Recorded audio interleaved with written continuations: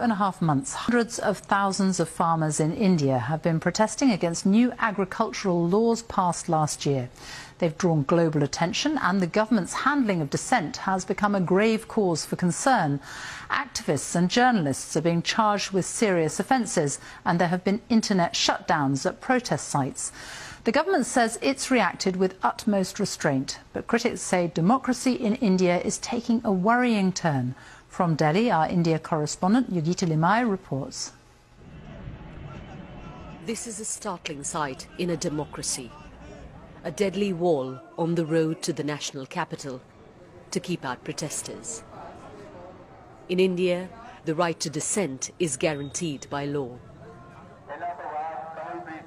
Farmers have for months been opposing new agricultural bills.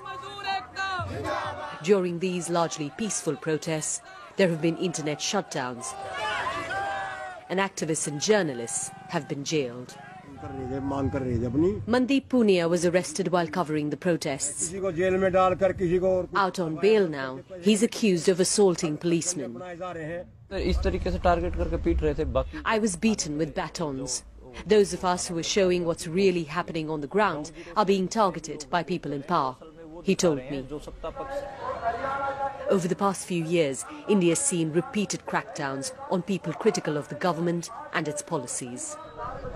With these farmers' protests, though, for the first time since Narendra Modi became Prime Minister in 2014, India's actions have grabbed widespread international attention. Foreign celebrities and governments have urged this country to uphold democratic rights and freedoms. Climate activist Greta Thunberg was one of them. She also shared a file which listed ways of supporting farmers. A criminal investigation was started over the document. And now, Indian police have arrested this 22-year-old woman, Disha Ravi, for editing the file. She's charged with sedition, which carries a life sentence. Many of those who've campaigned with Disha took to the streets.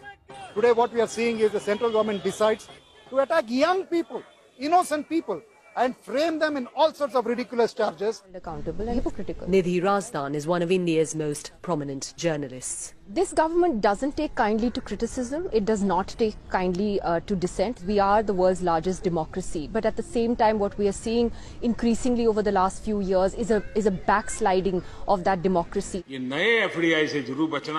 Minister Narendra Modi doesn't hold press conferences. His party didn't want to speak to the BBC. Foreign destructive ideology. In Parliament, there was a strong pushback against foreign commentary on what the government says are internal matters for India. But civil liberties are universal, says Supreme Court lawyer Karna Nandi. When there are young black people that are shot in the United States by police officers, this is a universal human rights issue. When the junta takes over in Myanmar, when there are free speech crackdowns in my country, that is an international human rights issue. Many in India continue to challenge the government, but increasingly they're doing so in a climate of fear. Yogita Limaye, BBC News, Delhi.